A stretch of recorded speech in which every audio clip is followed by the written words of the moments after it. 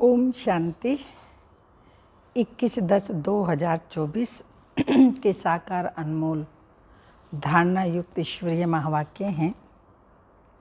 मीठे बच्चे, सच्चे बाप के साथ सच्चे बनो, सच्चाई का चार्ट रखो, ज्ञान का अहंकार छोड़, याद में रहने का पूरा पुरुषार्थ करो। क्वेश्चन है, महावीर बच्चों की मुख्य निशानी क्या होगी? आंसर, महावीर बच्चे वह जिनकी बुद्धि में निरंतर बाप की याद हो। महावीर माना शक्तिमान। महावीर वह जिन्हें निरंतर खुशी हो, जो आत्म अभिमानी हो, जरा भी देह का अहंकार ना हो। ऐसे महावीर बच्चों की बुद्धि में रहता है, हम आत्मा हैं, बाबा हमें पढ़ा रहे हैं। ओम शांति। रूहानी बाप रूहानी बच्चों से पूछते हैं, अपने को रूह या आत्मा समझ बैठे हो? क्योंकि बाप जानते हैं यह कुछ डिफ़िकल्ट है, इसमें ही मेहनत है। जो आत्म अभिमानी होकर बैठे हैं उनको ही महावीर कहा जाता है। अपने को आत्मा समझ बाप को याद करना, उनको महावीर कहा जाता है। हमेशा अपने से पूछते रहो, हम आत्म अभिमानी हैं? याद से ही महावीर बनते हैं, गोया सुप्रीम बनते हैं। और जो भी धर्म वाले आते हैं वह इतने सुप्रीम नहीं बनते, वह तो आते ही देर से हैं। तुम नंबर वार सुप्रीम बनते हो। सुप्रीम अर्थात शक्तिमान व महावीर। तो अंदर की यह खुशी होती है, हम आत्मा हैं। हम सब आत्माओं का बाप हमको पढ़ाते हैं, यह भी बाप बताते हैं। कोई अपना चार्ट 25% दिखाते हैं, मेहनत है। बाबा कहते हैं कोई 100% दिखाते हैं, कोई कहते हैं 24 घंटे में आधा घंटा याद ठहरती है। तो कितना परसेंट हुआ? अपनी बड़ी संभाल रखनी है। धीरे धीरे महावीर बनना है, फट से नहीं बन सकते, मेहनत है। वह जो ब्रह्म ज्ञानी तत्व ज्ञानी हैं, ऐसे मत समझो वो अपने को कोई आत्मा समझते हैं। वह तो ब्रह्म घर को परमात्मा समझते हैं और स्वयं को कहते हैं अहम ब्रह्म अस्मि। अब घर से थोड़ी योग लगाया जाता है। अभी तुम बच्चे अपने को आत्मा समझते हो।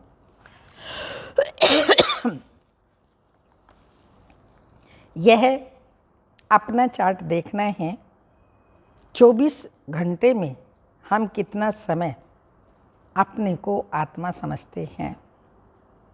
अभी तुम बच्चे जानते हो हम ईश्वरीय सर्विस पर हैं, ऑन गॉडली सर्विस।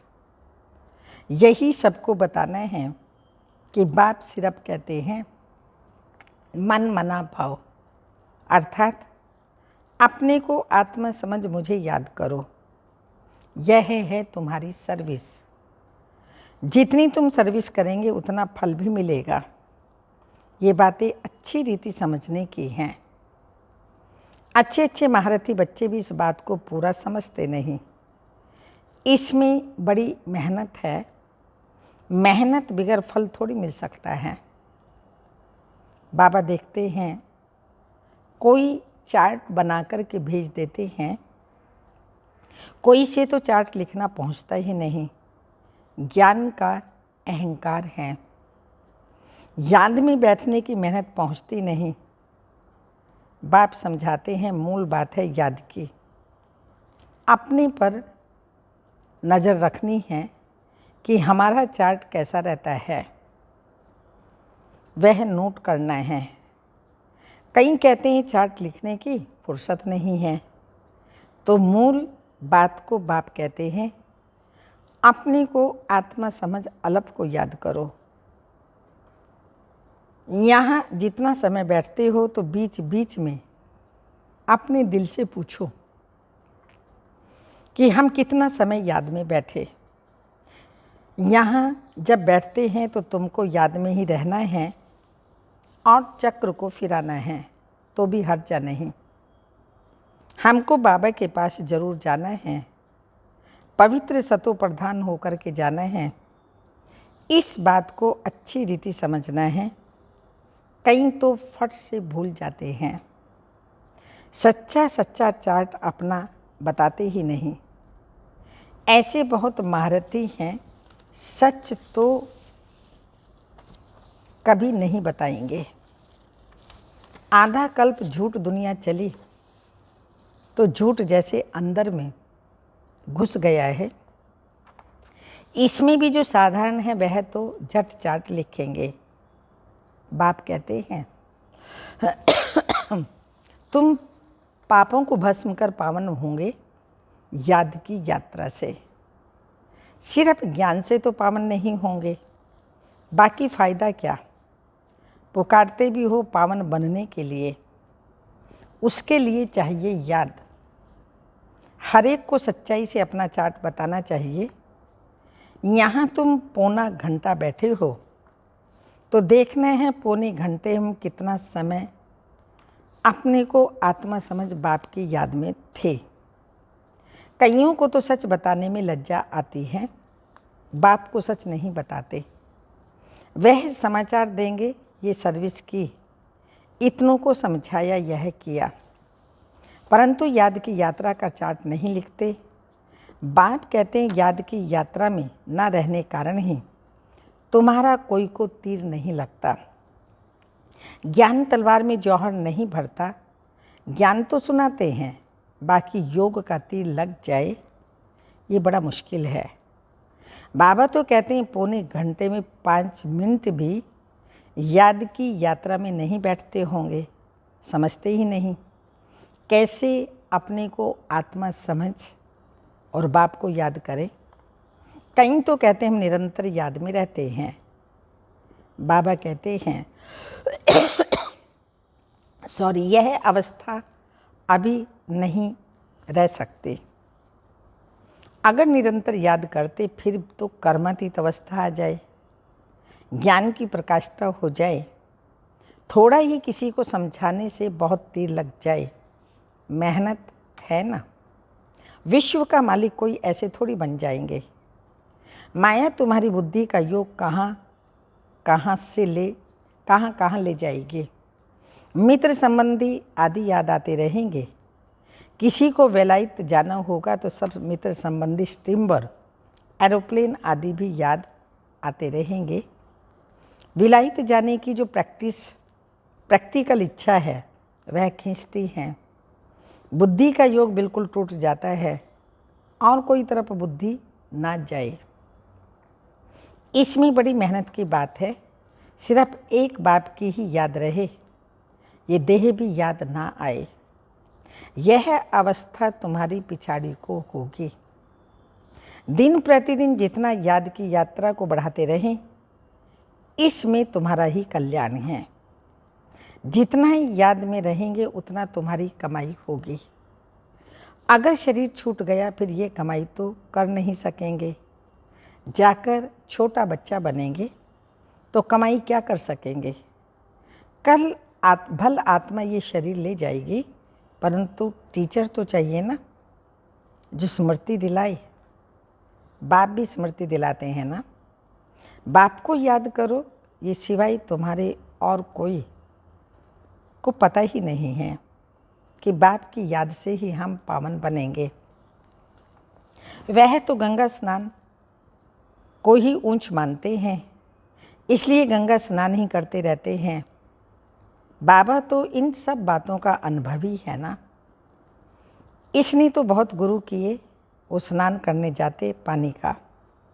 यहाँ तुम्हारा स्नान होता है याद की यात्रा से। सिवाय बाप की याद से तुम्हारी आत्मा पावन बन नहीं सकती। इसका इनका भी नाम ही है योग, अर्थात याद की यात्रा। ज्ञान को स्नान नहीं समझना, योग का स्नान है। ज्ञान तो पढ़ाई है, योग का स्नान है। जिससे पाप कटते हैं, ज्ञान और योग दो चीज़ें हैं।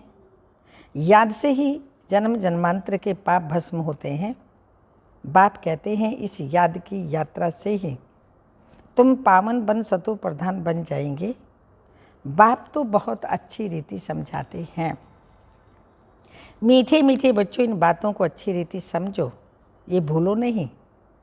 याद की यात्रा से ही जन्म जन्मांतर के पाप कटेंगे, बाकी ज्ञान तो है कमाई। याद और पढ़ाई दोनों अलग चीज़ हैं। ज्ञान और विज्ञान, ज्ञान माना पढ़ाई, विज्ञान माना योग अथवा याद। किसको ऊंच रखेंगे, ज्ञान को या योग को?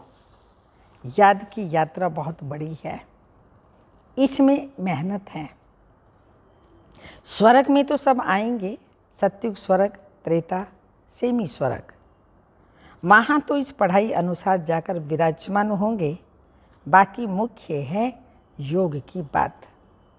प्रदर्शनी और म्यूजियम आदि में ही तुम ज्ञान समझाते हो, योग थोड़ी समझा सकेंगे।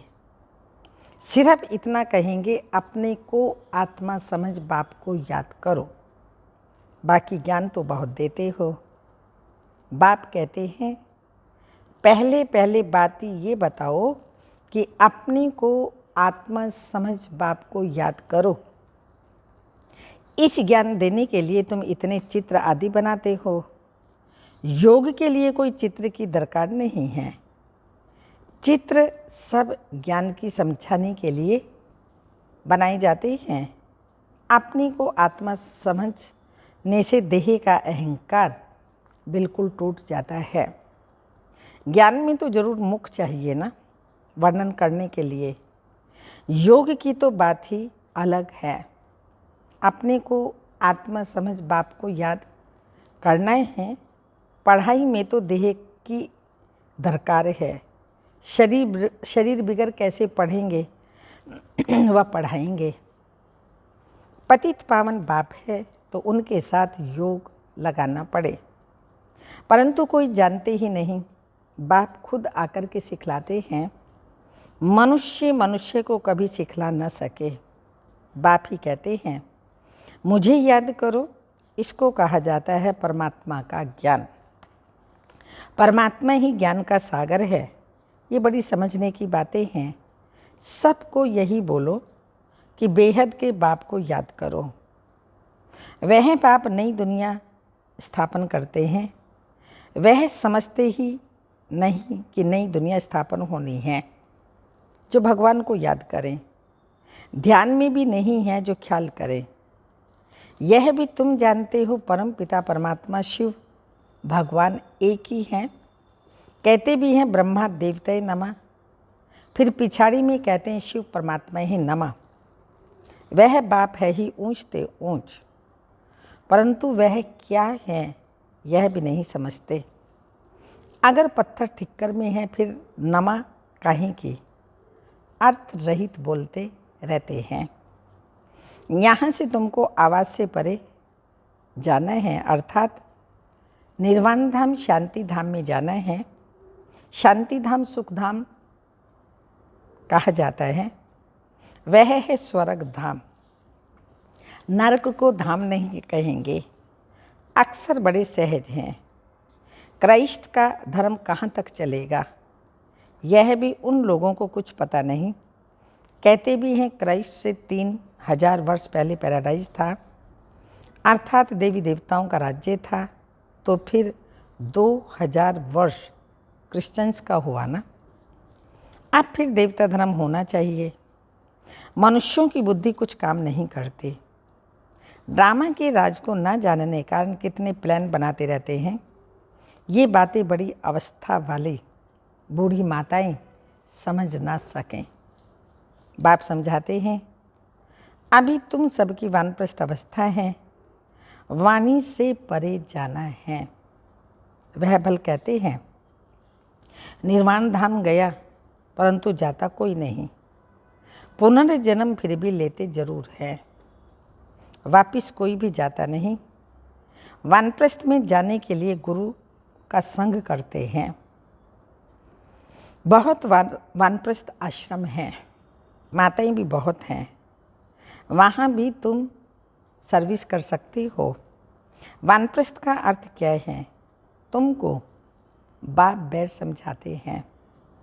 अभी तुम सब वानप्रस्थी हो, सारी दुनिया वानप्रस्थी है।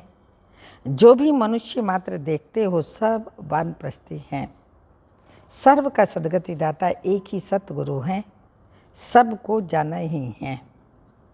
जो अच्छी रीति पुरुषार्थ करते हैं वह अपना ऊंच पद पाते हैं।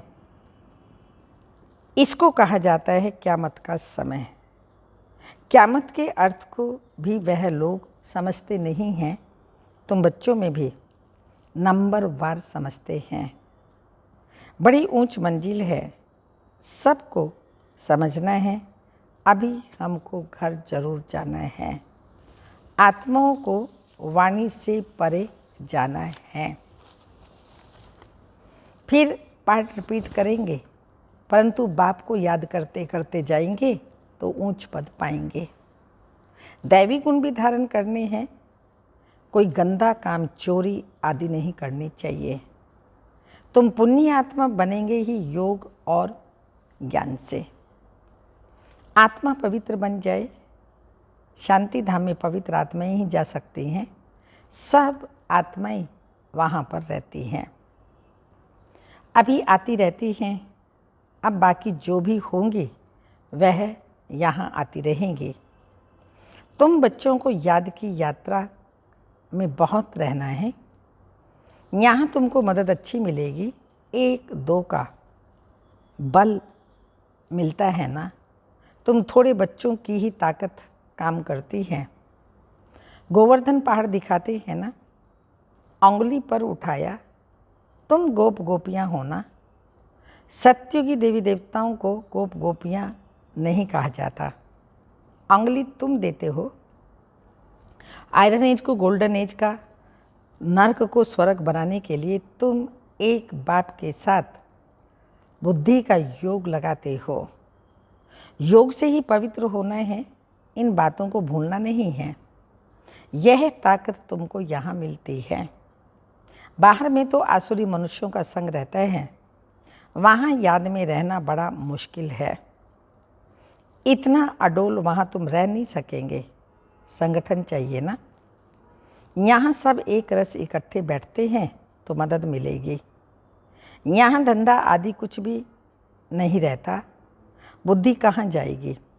बाहर में रहने से धंधा घर आदि खींचेगा जरूर। यहाँ तो कुछ है ही नहीं। यहाँ का वायुमंडल अच्छा शुद्ध रहता है। ड्रामा अनुसार कितना दूर पहाड़ी पर आकर तुम बैठे हो। यादगार भी सामने एक्यूरेट खड़ा है। ऊपर में स्वर्ग दिखाना है, दिखाया है, नहीं तो कहाँ बनावे। तो बाबा कहते हैं यहाँ आकर बैठते हो तो अपनी जांच रखो। हम बाबा की याद में बैठते हैं, स्वदर्शन चक्र भी फिरता रहे। अच्छा, मीठे मीठे सिक्की लदे बच्चों प्रति माता पिता बाप दादा का याद प्यार। Good morning, diamond morning. रूहानी बाप की रूहानी बच्चों को नमस्ते। हम रूहानी बच्चों के रूहानी माता पिता बाप दादा को याद प्यार। गुड मॉर्निंग, डायमंड मॉर्निंग, ओम नमस्ते। धारणा के लिए मुख्य सार है अपने याद के चार्ट पर पूरी नज़र रखनी है। देखना है हम बाप को याद कितना करते हैं, कितना समय बाबा की याद में लगाया। याद के समय बुद्धि कहाँ कहाँ भटकती है, ये भी चेकिंग करनी है। चेक एंड चेंज, फिर चेंज करना है। सेकंड पॉइंट, इस क़यामत के समय में वाणी से परे जाने का पुरुषार्थ करना है। बाप की याद के साथ दैवी गुण भी धारण करने हैं। कोई गंदा काम, चोरी आदि नहीं करना है। वरदान, व्यर्थ और डिस्टर्ब करने वाले बोल से मुक्त, डबल लाइट, अव्यक्त फरिश्ता भाव। स्पष्टीकरण, अव्यक्त फरिश्ता बनना है तो व्यर्थ बोल जो किसी को भी अच्छे नहीं लगते उन्हें सदा के लिए समाप्त करो। बात होती है दो शब्दों की, लेकिन उसे लंबा करके बोलते रहना ये भी व्यर्थ है। जो 4 शब्दों में काम हो सकता है वो 12-15 शब्दों में नहीं बोलो। कम बोलो, धीरे बोलो, आदि आदि। यह स्लोगन गले में डाल करके रखो। व्यर्थ व डिस्टर्ब करने वाले बोल से मुक्त बनो तो अव्यक्त फरिश्ता बनने में बहुत मदद मिलेगी। स्लोगन, जो स्वयं को परमात्मा प्यार के पीछे कुर्बान करते हैं सफलता उनके गले की माला बन जाती है। जो स्वयं को परमात्मा प्यार के पीछे कुर्बान करते हैं सफलता उनके गले का हार बन जाती है।